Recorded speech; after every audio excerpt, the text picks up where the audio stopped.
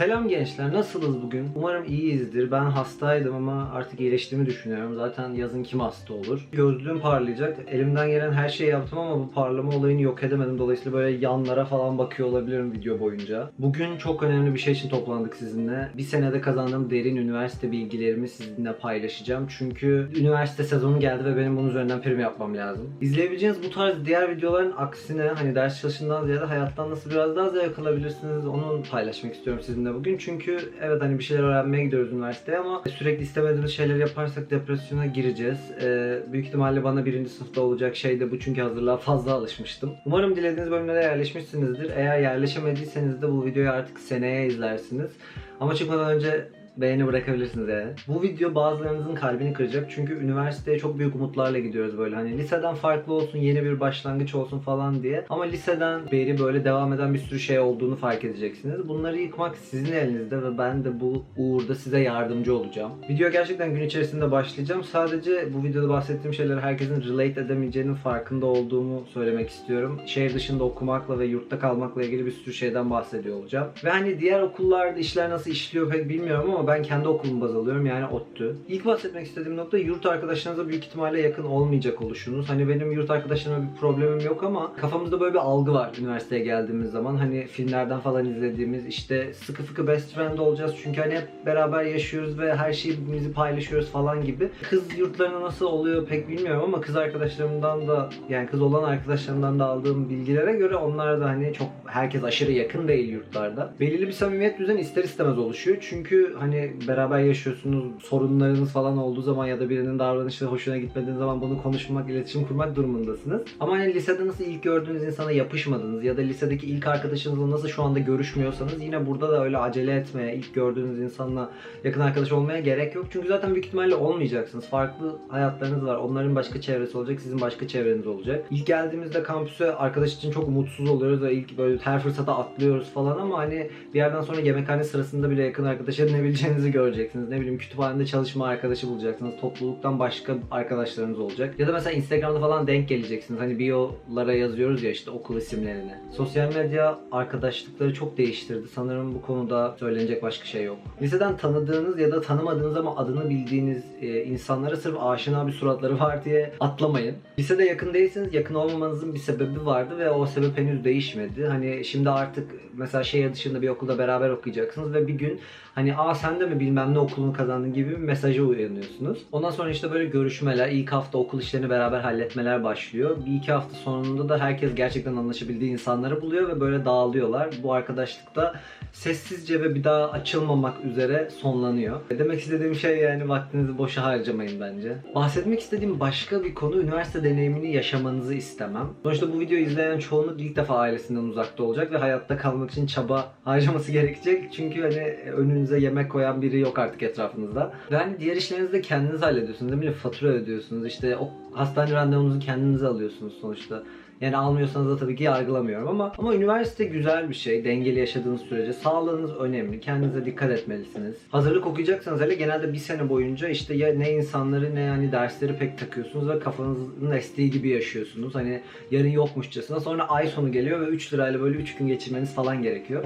Anne bu videoyu izliyorsan kesinlikle bu arada bu başıma gelmedi. Ben çok sorumluluk sahibiyimdir. Rica ediyorum çok partilemeyin, çok içmeyin, abartmayın, kendinizi rezil etmeyin, yanınızdaki insanların da gecesini mahvetmeyin. Önünüze gelenle sevgili olmayın, yanlış gruplara girdiğiniz zaman ki kesinlikle gireceksiniz. Hani fark ettiğiniz anda çıkmaya çalışın. Sonra pişman oluyorsunuz. Hani yaz geliyor, niye bütün bir senemi bu tuhaf tiplerle harcadım, sanki boş bir sene geçirmiş gibi hissediyorum diyorsunuz. Yani Tanrıma şükürler olsun ki bu ben değilim ama böyle arkadaşlarım var ve hani mutsuzlar şu anda. Senenin başlangıcında yalnız olmak çok normal. Yemeği yalnız yiyorsunuz, derse yalnız yürüyorsunuz, dersten çıkınca yalnız yürüyorsunuz. Yani kampüse alışmanız zaman alıyor ama bir yerden sonra tıklıyor ve hani bir sürü bir şeyler yapabilecek arkadaşlarınızın olduğunu ya da dışarı çıkmak istediğiniz zaman arayabilecek bir sürü arkadaşınız olduğunu fark ediyorsunuz. Ama başlangıçta yalnız hissetmek çok normal. Hele ki başka bir şehirde okuyorsanız. Sonuçta lisede 2-3 senede oluşturduğunuz bir düzen vardır ve 4. sınıfta da büyük ihtimalle bu devam etti. Hani temel liseye falan geçmediyseniz ya da açıktan bitirmediyseniz. Dolayısıyla üniversite farklı bir şey gibi gelecek. gelecek. Ama her zamankinden büyük bir insan kitlesiyle karşı karşıya olacaksınız. Onlarla sınıfa giriyorsunuz. Hani kampüste karşılaşıyorsunuz. Ne bileyim ringde karşılaşıyorsunuz. O yüzden arkadaş edinmek aslında çok kolay.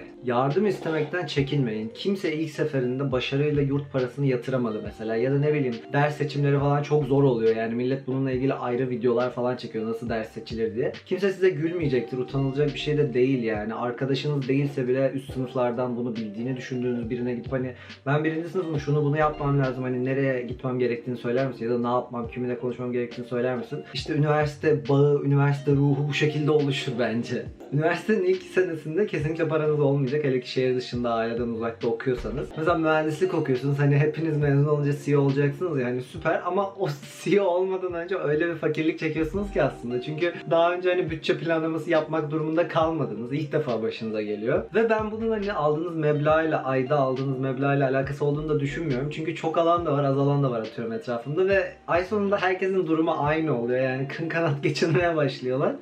O yüzden yani herkesin alıştığı bir düzen var ve bunu yeni hayatınıza göre düzenlemek, birazcık tweaklemek zorundasınız. Dikkatli olun. Şimdi üniversiteye ilk başladığınız zaman yanlış ringe bineceksiniz, kaybolacaksınız, kampüsü bilmediğiniz için derse geç kalacaksınız, yanlış sınıfa gireceksiniz ve hani sonra orada yarım saat oturacaksınız da yoklamada adınız olmadığını sonradan fark edeceksiniz. Bana ilk gün öyle olmuştu. Yani yanlış sınıfta bekliyordum. Bunlar çok normal şeyler. Google Maps kullanın. Ben ilk hafta işte mesela yurttan çıkıyorum değil mi? Hazırlık A bloğa gideceğim. Yürüyorum. Normal yürüyorum. Şimdi yürüdüğüm kısa yoldan da yürümüyorum. Hani böyle uzun bir yoldan yürüyorum. Derse girdim. Dersten çıktım. Yurda geri mi döneceğim?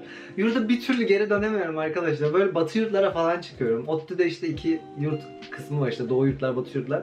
Oraya çıkıyorum. İşte ben doğu yurtlarda kalıyorum. Ne bileyim su kaynaklarına çıkıyorum. İşte yol bitiyor. Yani düz bildiğimi düşündüğüm bir yoldan yürüyorum. Yol bitiyor. Böyle elektrik elektronin oradayım.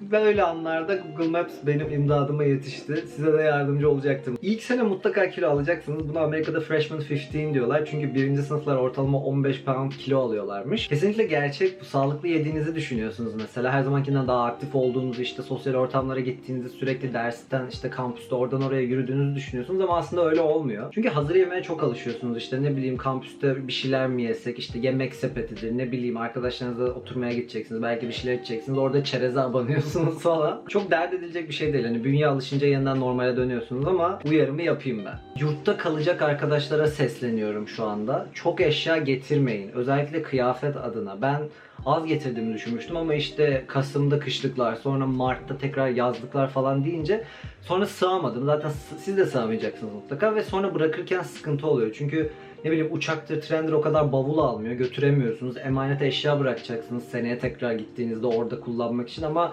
zaten koli bulamayacaksınız falan. Bu video direkt ODTÜ'ye başlayanlara tavsiyeler videosuna dönüşecek birazdan. Çünkü hep kendi deneyimlerimden bahsediyorum ama siz izlemeye devam edin. Sonuç olarak götürmeyi planladığınız şeylerin yarısını götürün. Yine sığamayacaksınız. Üniversiteyle ilgili unutmamanız gereken bir şey var. Bunu birçok insan göz ardı ediyor bence.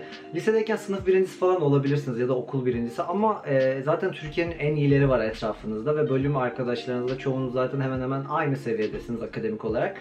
O yüzden çok rekabet var ve hani öne çıkmak için daha da çaba harcamanız gerekiyor. Gerekiyormuş en azından. Biliyorsunuz ben hala birinci sınıfa başlamadım. Hazırlıkta da böyle bir şey başıma gelmedi ama tahmin edebiliyorum yani şimdiden. Benim en çok sorun yaşadığım şeylerden bir tanesi de işte mesela hep etkinlik var. Hep yapılacak bir şey var. Hep birileri plan yapıyor ve hepsine katılmak, hiçbir şey kaçırmamak istiyorsunuz. İşte bir arkadaş grubunuz bir yere gidip işte buluşma planlıyor. Başka bir arkadaş grubunuz başka bir arkadaşınızın konserine gidiyor. İşte oraya uğrarım, sonra oraya da uğrarım diyorsunuz. Sonra yurda 5'te giriyorsunuz mesela. Ben bütün sene boyunca kaç kere savunma yazdım bilmiyorum geç geldiğim için ama pek sağlıklı bir davranış değildi ve çok da tekrarlamamak lazım zaten. Ve hani bir buluşmaya kaçırdığınız zaman çok da bir şey kaçırıyor olmuyorsunuz. Üzülmeye de gerek yok. En çok yapılan yanlışlardan bir tanesi sürekli eve dönüp durmak. İşte midterm'den sonra mesela bizim 2-3 günlük tatilimiz oluyordu ya da işte her hafta sonu ailesinin yanına dönüyor.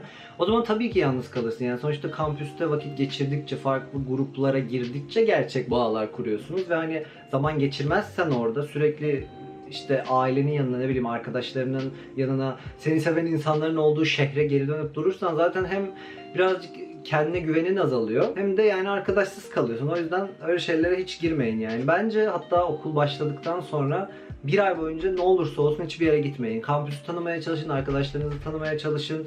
Bunu ben hazırlık videomda da söylemiştim. Buradan ya da buradan bir yerlerden bulabilirsiniz. Hazırlık senenizde ya da üniversitedeki ilk senenizde, her ne demek isterseniz, kötü alışkanlıkları edinmek çok kolay. Çünkü yeni ortamlara giriyorsunuz. Sosyal içicilik dediğimiz şey gerçek bir şey ve hani özellikle küçük bir yerden geldiyseniz bu yeni özgürlüğünüzde kendinizi kaybediyorsunuz birazcık ama sonunuzun trajik olmasını istemem. Arkanızdan güleceklerdir insanlar. Sizin yüzünüze bunları söyleyebilen insanları etrafınızda tutun ve davranışınızı düzeltmeye çalışın bence. Sigara falan içmeyin zaten. Öyle kötü alışkanlıklara hiç girmeyin arkadaşlar. Sevgiliniz mi var? Ayrılın çünkü %95 ihtimalle uzun mesafe olayı zaten işe yaramayacaktır. Ben de hani şehir dışında okuyorum. Dolayısıyla hep çevremdekilerden ve kendimden örnekler veriyorum fark edeceğiniz üzere ve benim bu olayları gözlemleyip edindiğim ders şu. Hani işe yaramayacak, yürümeyecek bir ilişkiye böyle çok da bağlanmaya, çok da uğraşmaya gerek yok. Bu konuyla ilgili çok espriler dönüyor biliyorsunuz. İşte ne bileyim uzun mesafe işe yarayabilir eğer 4 kişi de hani bununla okeyse falan diye. Aldatılma olayını bir kenara bırakıyorum mesela. Bir yerden sonra şey gibi oluyor hani ilk hangi tarafa ayrılmak istediğini söyleyecek ama ilk ben söylemek istemiyorum ama ayrılmak da istiyorum. Büyük ihtimalle o da sıkılıyordur, ben de sıkılıyorumdur gibi. Bu uzak mesafe ilişkisi olayını herkes hayatında bir kere deniyor bence ve hani çoğunlukla işe yaramıyor. Ha sizinki işe yarayabilir. Belki evlenirsiniz. Yani internetteki rastgele birinden ilişki tavsiyesi almak istemezseniz sizi kesinlikle anlarım. Bu konu hakkında fazla konuştuk artık. Kapatıyorum. Umarım söylediğim bazı şeyler işinize yaramıştır. Farkındaysanız hani dersleriniz üniversitede nasıl geçersinizden ziyade biraz daha hani nasıl ortam kurarsınız, nasıl kendinizi daha iyi hissedersiniz gibi şeylere değinmek istedim. Yeni bölümleriniz hayırlı olsun. Umarım çok çok mutlu olursunuz üniversitenizde. ODTÜ'ye geldiyseniz yorum bırakın. Ve tabii unutmadan işinize yaradıysa bu videoda verdiğim bilgiler bana da beğeni bırakın. Kendinize çok iyi bakın. Görüşmek üzere. Bye.